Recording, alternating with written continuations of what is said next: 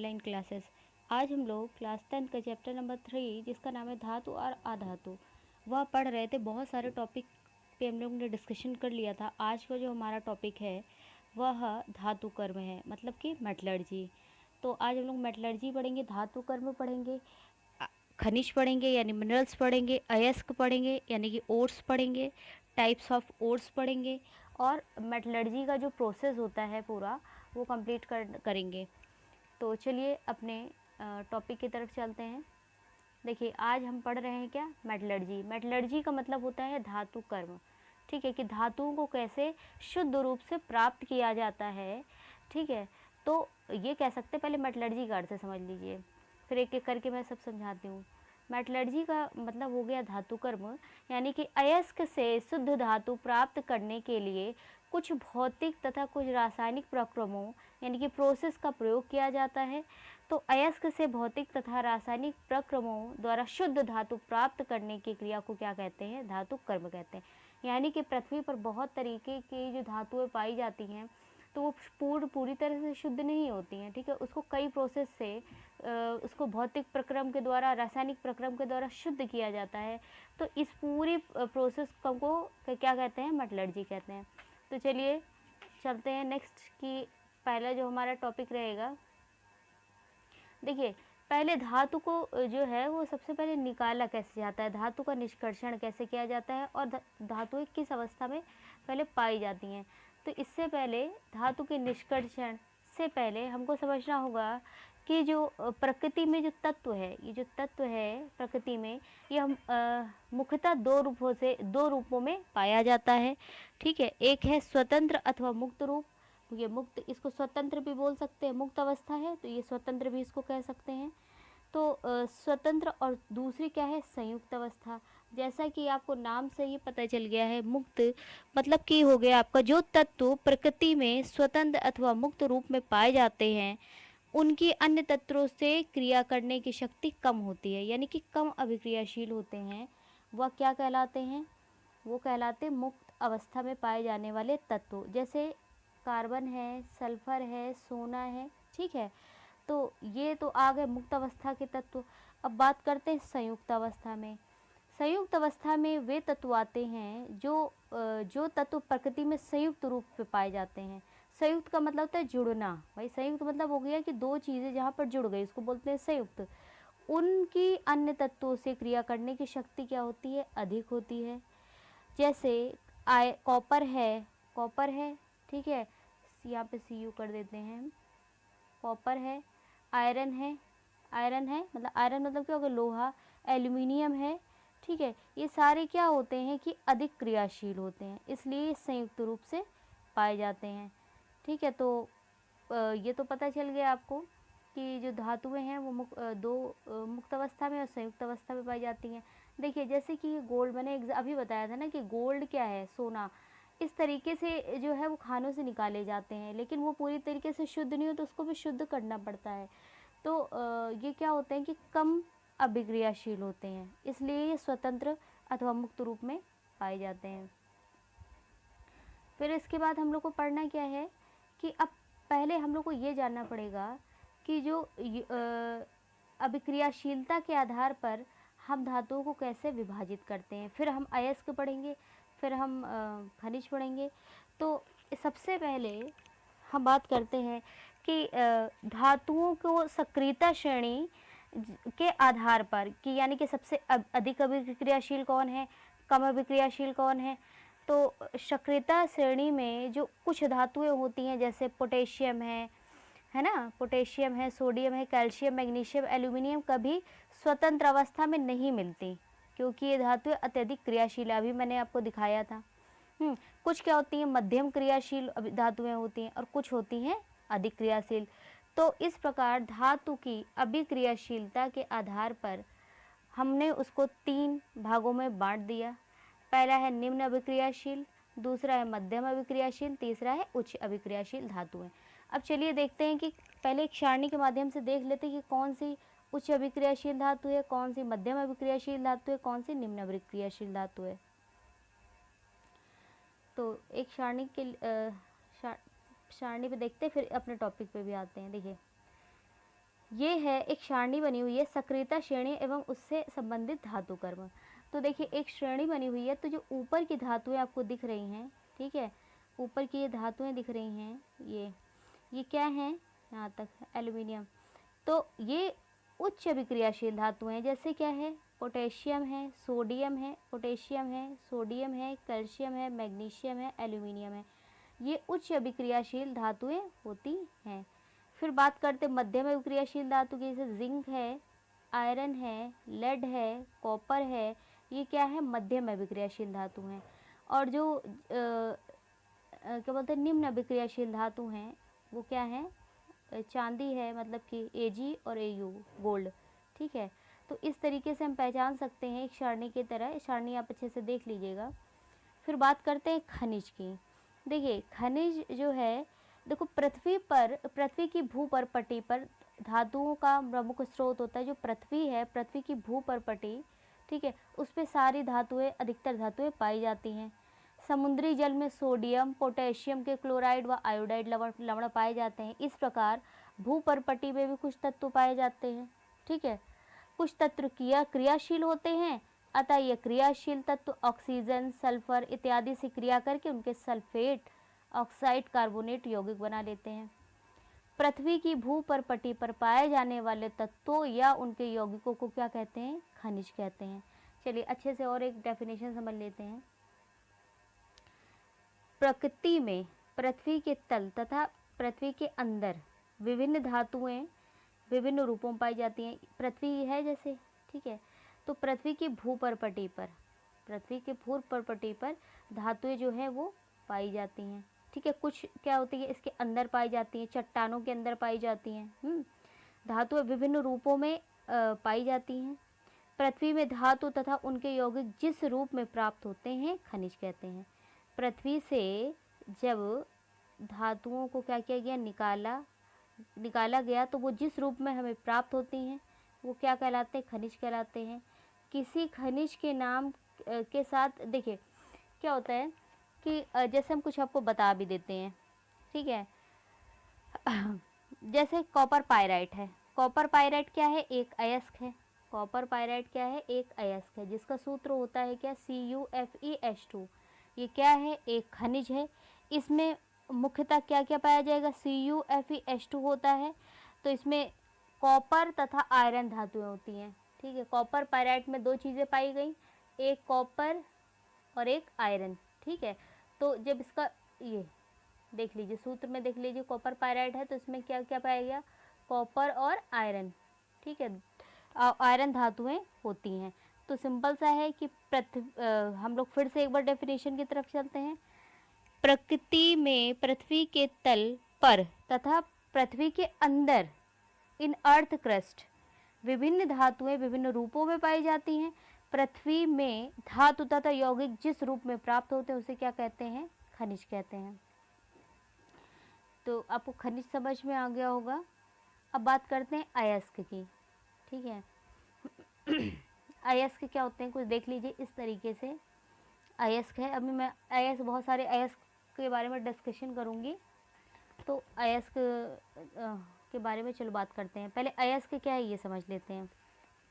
देखिए अयस्क ओर्स, इसको क्या बोलते हैं, उस खनिज को जिसमें से किसी धातु को सरलता पूर्वक तथा कम खर्च में अलग किया जाता है, उस धातु का अयस्क कहते हैं। जैसे कोई खनिज है, खनिज को जिसमें से किसी धातु को, खनिज से क्या निकाली गई धातु को सरलता पूर्वक तथा कम खर्च में अलग किया जाता है, उसे क्या कहते हैं, अयस्क कहते हैं।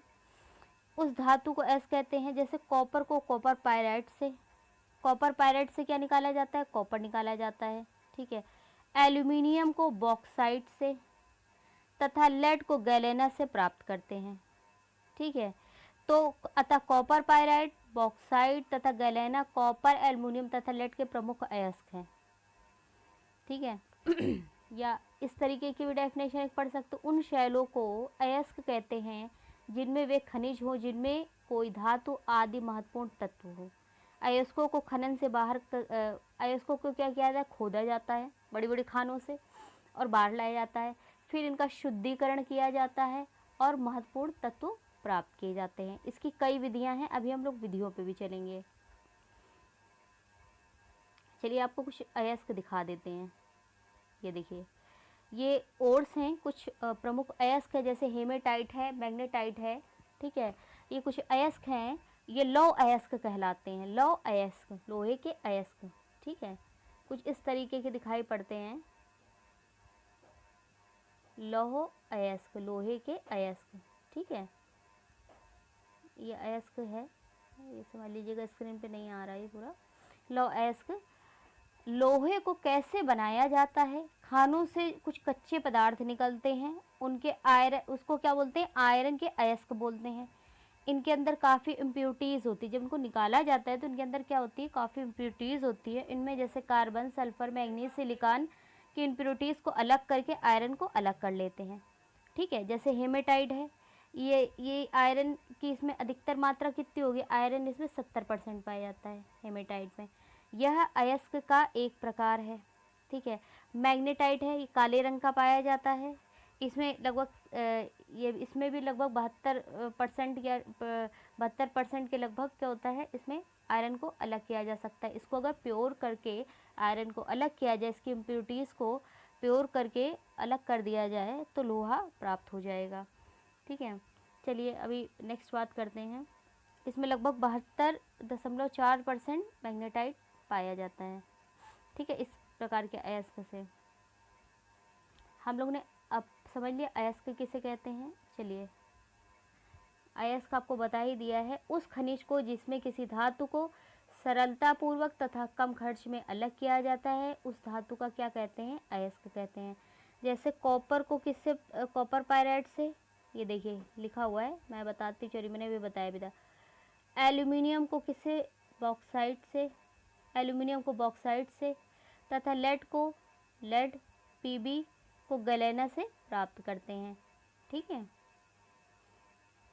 ये हो गया आपका। नेक्स्ट चलते हैं, अब बात करते हैं अपना जो हमारा आज का मेन टॉपिक था कि धातु कर्म।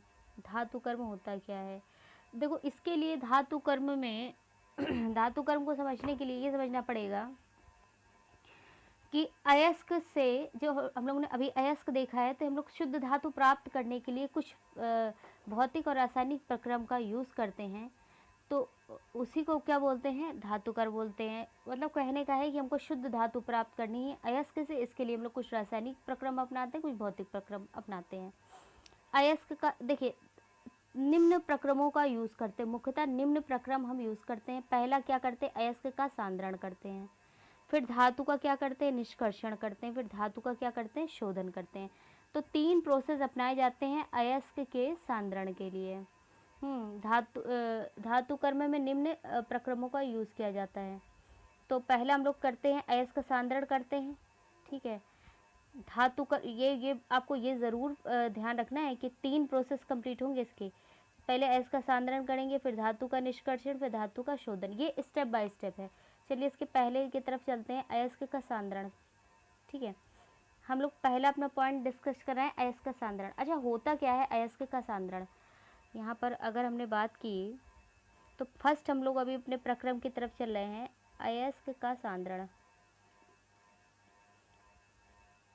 अयस्क का सांद्रण, अच्छा होता क्या है? जैसा कि आपको पता है, हाँ, अयस्क खानों से निकाले जाते हैं। बड़ी बड़ी खान माइंस होती है, वहाँ से अयस्क को निकाला जाता है, तथा इनमें कुछ पत्थर के टुकड़े होते हैं, मिट्टी के कण होते हैं, कंकड़ भी पाए जाते हैं, बालू पाए जाते हैं, चूने के पत्थर आदि क्या होते हैं? इम्प्योरिटीज़ मिली होती है, ठीक है। जब इनमें इतनी सारी इम्प्योरिटीज़ मिली होती हैं, तो इन अपद्रव्यों को, जो इम्प्योरिटीज़ होती है, उसको अधात्री बोलते हैं, गैंग बोलते हैं, या मैट्रिक्स कहते हैं। खानों से प्राप्त अयस्क में उपस्थित अधात्रियों को अलग करने की क्रिया को क्या कहते हैं? अयस्क का सांद्रण कहते हैं। मतलब जो भी हम लोग को खान से अयस्क प्राप्त होता है, वो शुद्ध रूप से तो प्राप्त होता नहीं है। तो इसमें हो सकता है पत्थर के टुकड़े मिले हों, मिट्टी के कण मिले हों, कंकड़ मिले हों, कुछ इम्प्योरिटीज़ मिली होती है, तो उसे बोलते क्या है? इम्प्योरिटीज़ को अधात्री बोलेंगे, गैंग बोलेंगे, या मैट्रिक्स बोल देंगे, ठीक है। तो इसको ही अलग करने की जो प्रक्रिया है इसको क्या कहते हैं, अयस्क का सांद्रण कहते हैं। अयस्क के सांद्रण करने के लिए अयस्क के बड़े बड़े टुकड़ों को क्या करते हैं, पीस लेते हैं और उसके बाद कई विधि, मतलब ये देखते हैं कि इम्प्यूरिटीज़ कैसी है। अगर चुंबकीय, मतलब माने कोई लोहा है, लोहे को लोहा है उसको कुछ अलग करना है अयस्क से, तो उसके लिए अलग विधि होगी। तो अयस्क तथा आधात्री की प्रकृति के अनुसार कि उसमें कौन सी अशुद्धि मिली है उसके अकॉर्डिंग इसमें एक या एक से अधिक विधि भी प्रयोग की जा सकती है। तो कुछ विधियों की तरफ चलते हैं, तो आपको कुछ विधियों के बारे में बताते हैं, ठीक है। चलिए पहले हम एक विधि आपको बता देते हैं। चलिए, ये है आपकी चुंबकीय या विद्युत चुंबकीय पृथक्करण विधि, ठीक है। विद्युत चुंबकीय पृथक्करण विधि में क्या है, इसमें इस तरीके का कुछ एक यंत्र लगा देते हैं, इस तरीके की मशीन लगा देते हैं। यदि अयस्क चुंबकीय है तथा उसमें किसी अचुंबकीय पदार्थ की अशुद्धि है, ठीक है, तो इस विधि का प्रयोग करेंगे। यदि अयस्क चुंबकीय है और उसमें जो इम्प्यूरिटीज़ मिली है वो अचुंबकीय, अब उसको अलग करना है, तो इस विधि का क्या करेंगे, प्रयोग करेंगे। जैसे सपोज दैट लोहे का कोई अयस्क है, उसमें लकड़ी का बुरादा मिल गया है, कोयला मिल गया है, तो उसको कैसे अलग करेंगे, तो इसके लिए हम ये विधि अपनाएंगे। इस विधि को जो है वह हमने बोल दिया विद्युत चुंबकीय पृथक्करण, ठीक है। अब इस विधि के द्वारा चुंबकीय अयस्क आयरन अयस्क को शुद्ध करते हैं। जो आयरन होते हैं, अयस्क में जो आयरन पाया जाता है उसको कैसे अलग करते हैं ये देखेंगे। चुंबकीय पृथक्करण विधि में एक क्या क्या करते हैं ये देखते हैं। चलिए आइए चित्र से समझते हैं। ये इसमें क्या करेंगे, आपको जैसे चित्र में दिख रहा है, इसमें पहले तो दो रोलर होंगे, ठीक है, 2 रोलर लगा देते हैं। अब इसमें क्या होते हैं, अब ये जो एक रोलर है वो अचुंबकीय रोलर कहलाता है और दूसरा है जो वो चुंबकीय रोलर कहलाता है, ठीक है। अचुंबकीय रोलर को एक मोटर से क्या करते हैं, जोड़ देते हैं, ठीक है। जब इसको मोटर से जोड़ देते हैं तो दूसरे सिरे पर वाले सिरे पर भी एक रोलर लगा देते हैं जो चुंबकीय रोलर है। ये वाला अचुंबकीय रोलर है, ये वाला देखिए, ये वाला अचुंबकीय रोलर है, और ये वाला क्या है, चुंबकीय रोलर है। इसको एक पट्टे से, जो आपको ब्लैक कलर का दिख रहा है ना, ये चमड़े का पट्टा होता है। फिर से दिखा देती हूँ मैं, तो आराम से आप समझ जाओगे। ये जो पट्टा दिख रहा है ये चमड़े का पट्टा है, ठीक है। ये चमड़े के पट्टे से दोनों रोलर को क्या करते हैं, जोड़ देते हैं, ठीक है। फिर दोनों रोलर के बीच क्षैतिज रूप, मैंने बता दिया था कि जो पट्टा लगाते हैं क्षैतिज रूप से लगाते हैं। फिर क्या करते हैं, अब इसके ऊपर जो अचुंबकीय रोलर है ना, इसके ऊपर एक कप और या तो कोन लगा देते हैं, ठीक है। कप या ऊपर कोन लगा देते हैं, जिसमें से अयस्कों को क्या करते हैं, अब जिसको प्योर करना, मतलब जो अयस्क है यहाँ से इसमें कप और कोन में डालते हैं। जब मोटर स्टार्ट करते तो ये पट्टा क्या होता है, चलने लगता है, यानी कि यहाँ से अयस्क आता है और यहाँ से पट्टे से होता हुआ यहाँ पर पहुँच जाता है, ठीक है। अब जब पट्टे पर होता हुआ वहाँ पर पहुँचता है, और देखो दोनों जो रोलर हैं वो क्या करते हैं, घूमते रहते हैं, ठीक है। इनमें से एक रोलर विद्युत चुंबकीय होता है या अचुंबकीय कह सकते हैं। बारीक पिसे हुए अयस्क को घूमते हुए पट्टे के एक सिरे पर डालते हैं, यानी कि यहाँ पर हमने जब डाला अयस्क को, ठीक है, तो जब अयस्क चलते पट्टे के दूसरे सिरे पर पहुंचकर गिरता है तो अयस्क का चुंबकीय भाग चुंबक द्वारा आकर्षित होकर उसके समीप एक ढेर के रूप में एकत्रित हो जाता है। अब क्या है, ये चुंबकीय रोलर है, ठीक है, मैंने पहले बताया था।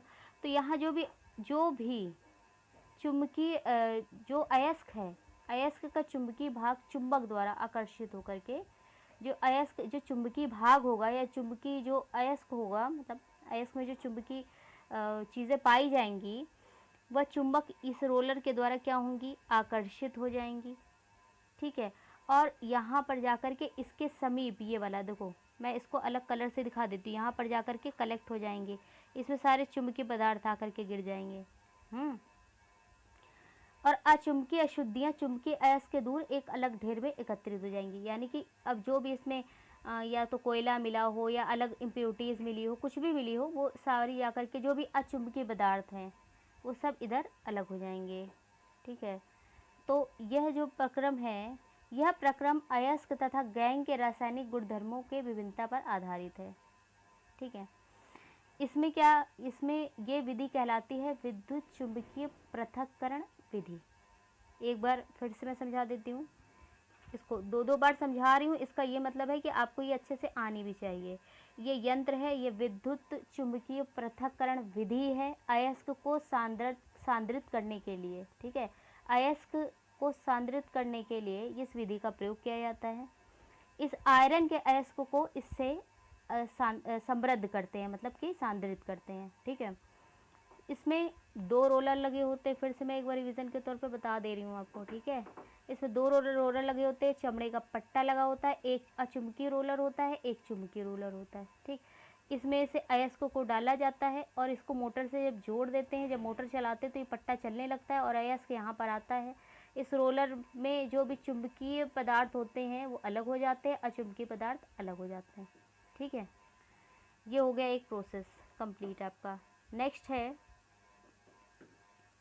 नेक्स्ट हम चलेंगे कि हम लोग को जो एक दूसरी विधि है फेन प्लवन प्रक्रम या फेन प्लवन विधि कह सकते हैं इसको। फर्स्ट तो आपने पढ़ ली, अब ये इसकी दूसरी विधि है जिसको बोलते हैं फेन प्लवन प्रक्रम। यह विधि सल्फाइड अयस्कों, ठीक है, सल्फाइड अयस्कों का मतलब जैसे कॉपर, जिंक और लेड को गैंग से पृथक करने के लिए प्रयुक्त की जाती है। इसमें बारीक पिसे हुए अयस्कों को एक बड़े टैंक में जल के साथ मिलाकर कड़दम्स यानी स्लरी बना लेते हैं। चलिए आइए समझते हैं चित्र से कैसे होगा। देखिए इसमें क्या करते हैं, इसमें सबसे पहले क्या करते हैं, इस प्रक्रम में बारीक पिसे हुए अयस्कों को एक बड़े टैंक में, तो इसमें इसमें एक बड़ा सा टैंक लेते हैं। ये दिखा देती हूँ मैं। ये जो है ये हम लोग ने एक बड़ा टैंक ले लिया है, ये आपको दिख रहा है। ठीक है, इसमें मुख्यतः क्या होता है, सल्फाइड अयस्कों को गैंग से पृथक करने के लिए इस विधि का प्रयोग किया जाता है। अब क्या करते हैं, इसमें पानी लेते हैं, पानी भर लेते हैं इस टैंक में। ठीक है, और इसमें क्या करते हैं, चीड़ के तेल युक्त जल, तो इसमें थोड़ा सा चीड़ का तेल मिला देते हैं इस पानी में। ठीक है, चीड़ का तेल मिला देते हैं। अब क्या करते हैं, और अयस्क को एक बड़े टैंक में जल के साथ मिलाकर, अब अयस्क को जल में मिला दिया तो कड़दर्म बन गया। कड़दर्म मतलब स्लरी बन गया। ठीक है, इसके बाद चीड़ का तेल डाल दिया इसमें। चीड़ का तेल मैंने बताया था ना कि मिला दिया, कुछ बूंदे चीड़ के तेल के आपने डाल दी। सामान्यतः जो चीड़ के तेल से सल्फाइड अयस्क को तथा गैंग को जल के द्वारा गीला किया जाता है। अब इसमें क्या किया जाता है, एक और इसमें क्या किया जाता है, संपीड़ित वायु, ठीक है, कंप्रेस्ड एयर को इसमें पास कराया जाता है। ठीक है, कंप्रेस्ड एयर इसमें मतलब स्पीड से थोड़ा फोर्स के साथ पास कराया जाता है। इस कड़दम मतलब टाइप का हो गया, जैसे कीचड़ हो जाता है, जैसे पानी में आपने थोड़ा सा इसमें सल्फाइड अयस्क डाल दिया तो एक लाइक कीचड़ नुमा एक आपको प्राप्त हो जाएगा लिक्विड फॉर्म। इस कड़दम में वायु की तीव्र धारा प्रवाहित की जा सकती है। इसमें संपीड़ित वायु प्रवाहित की फलस्वरूप हल्का तेल फेन, जिसमें मुख्यतः सल्फाइड अयस्क होता है, ऊपर उठकर टैंक की ऊपरी सतह पर आकर मल फेन के रूप में तैरता है। इस मल फेन को निकालकर सुखा लेते हैं। गैंग कण भारी होने के कारण जल में डूबकर टैंक के तल पर एकत्रित हो जाते हैं। देखिए अब हमने जो सल्फाइड अयस्क मिलाया था ना टैंक में, तो वो संपीड़ित, जब हम वायु डालेंगे तो कभी भी आपने पानी को फोर्स से अगर डालते हो, कभी पाइप ली होगी घर पर, उसको फोर्स से किसी बड़े टैंक में डालते हो तो देखोगे बबल्स उठने लगते हैं। इसी तरीके से क्योंकि इसमें चीड़ का तेल भी मिला हुआ है, तो चीड़ के तेल के कारण ही सल्फाइड जो है युक्त फेन यहाँ पर बुलबुले उठ जाते हैं। ठीक है, यहाँ पर ये ठीक है, सल्फाइड युक्त फेन के बुलबुले, यहाँ पर सल्फाइड जो है वह मिलता है। और जो गंदगी है गैंग, ये बोला क्या गया, गंदगी, या फिर से दिखा देते हैं। ये गंदगी वो क्या होती है, ये तली पर आकर के गैंग मतलब होता है अधात्री इम्प्योरिटीज़, वह बैठ जाती है। ठीक है। और क्या करते हैं, गैंग कण भारी होने के कारण जल के में डूबकर टैंक के तल से एकत्रित हो जाते हैं और इस सल्फाइड अयस्क को क्या करते हैं, निकाल लेते हैं और निकाल के सुखा के अलग कर लेते हैं। तो इस तरीके से सल्फाइड अयस्क का क्या होता है कि हम लोग सल्फाइड अयस्क प्राप्त कर सकते हैं। ठीक है। तो आपको ये तो पूरा पता चल गया। इस विधि को फेन उत्प्लावन विधि भी कहते हैं। तो हम लोग आगे की और प्रोसेस जो हैं, दो हमारे प्रोसेस अभी बचे हैं, दो प्रक्रम हैं, एक है धातु का निष्कर्षण और धातु का शोधन। तो इसको हम अपने